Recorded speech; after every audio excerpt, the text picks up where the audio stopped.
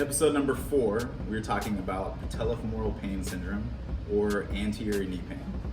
All fancy ways to say my knee hurts somewhere in this area. Now, this is not to be confused with patellar tendinopathy or Osgood-Schlatter's, which both have some overlap and similarities with how we treat, but different issues altogether. Now, what exactly is your patellofemoral joint?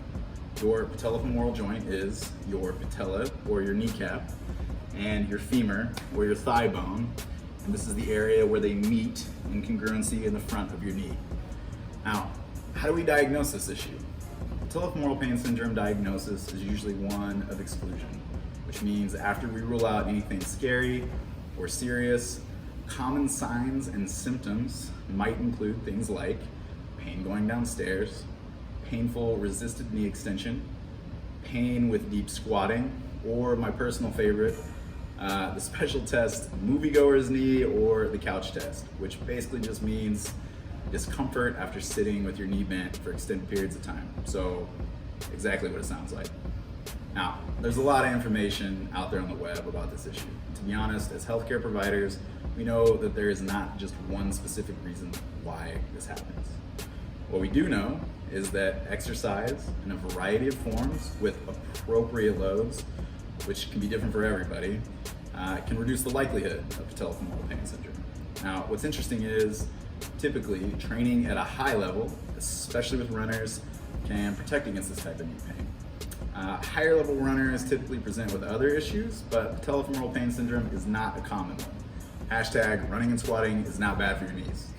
It's hard to blame patellofemoral pain syndrome on any one thing, as there isn't a lot of consistency in the research. Things that we used to blame for this issue don't always tend to hold up in the evidence. Things like what we would call a static Q angle, which basically just means standing knock knee. Some people might say something like foot posture or overpronating, which is a little bit different for everybody.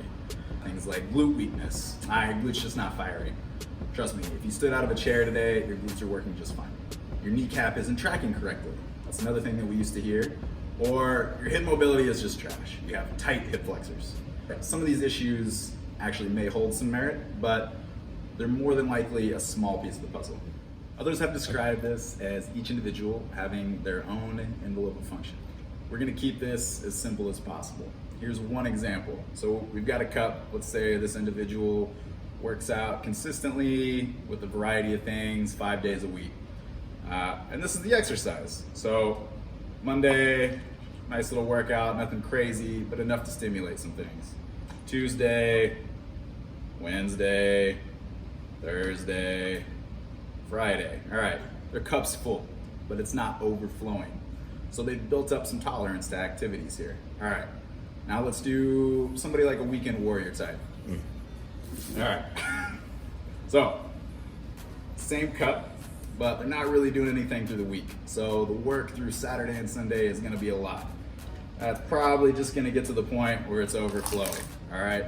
So now this is a little bit more of the likelihood that we're gonna have some patellofemoral pain syndrome or some issues that are similar to this. Okay, so what now? What makes this go away and stay away?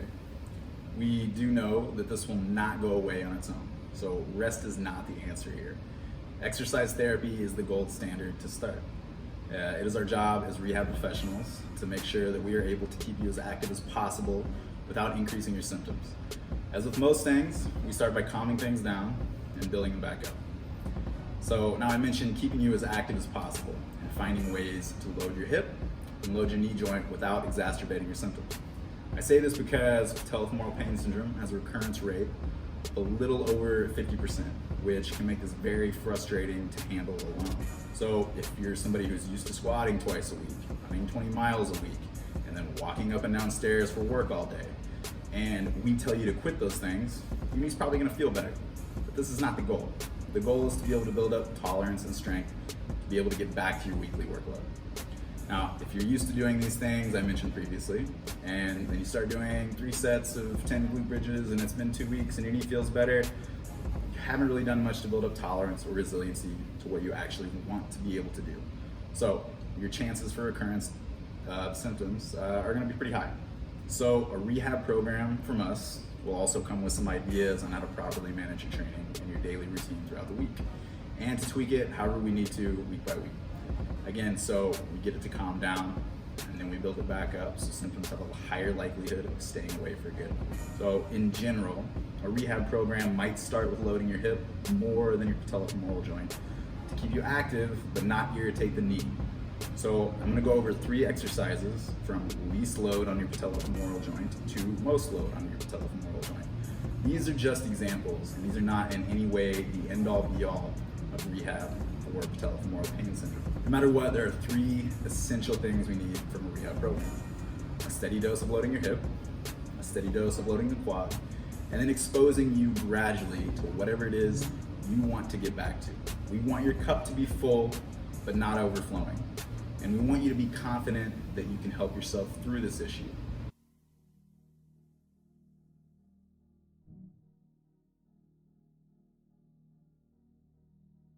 So we'll start with the first exercise, which some of you may be familiar with. It's a glute bridge. So like we talked about, loading the hip as opposed to loading the knee right off the bat. We want to keep you as active as possible without exacerbating your symptoms. So I'll go ahead and demonstrate the glute bridge. What I would do is start with 3 sets of somewhere between 8 and 12 reps. We want you to get a little bit of fatigue, but we don't want you to exacerbate your symptoms right now. So I'm gonna go ahead and lay down on that. So start with heels a little more than fingertips away from your hips, and you can always adjust this to feel a little bit better if this feels uncomfortable at the start. Let's start by driving your heels into the ground, squeezing your glutes to the top, and then nice and slow and controlled on the way back down. So like we said, start with 3 sets somewhere in the range of 8 to 12 reps. Enough to be fatigued, but not enough to exacerbate symptoms. Okay, on to exercise number 2. I'm gonna show you a step down. So you're starting to increase the load just a little bit on the patellofemoral joint. We can adjust the height as you need to. I don't want this to be painful. So let's actually start by standing on top of the box. And what you can do is hold onto a wall, hold onto a stick. I don't want this to be a balance exercise.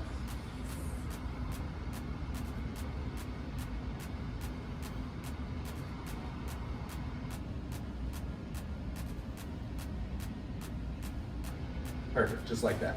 Okay, on to exercise number 3, the rear foot elevated or Bulgarian split squat. So again, just a little bit more load on the patellofemoral joint.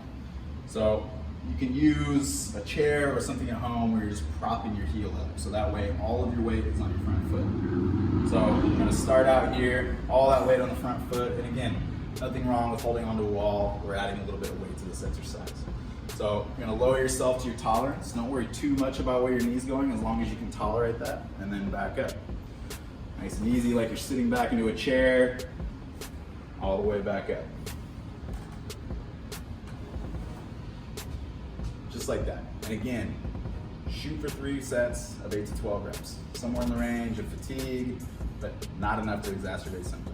Again, this is Robb. I'm an athletic trainer and strength coach and rehab manager at our West Seattle location. And thank you so much for tuning in with another episode of 10 Minutes with Tangelo. If you wouldn't mind, if you found this video helpful, please click the like button at the bottom. If you have any questions or comments, feel free to leave those in the comments section. And until then, we'll be back soon with another episode of 10 Minutes with Tangelo. Thanks a lot.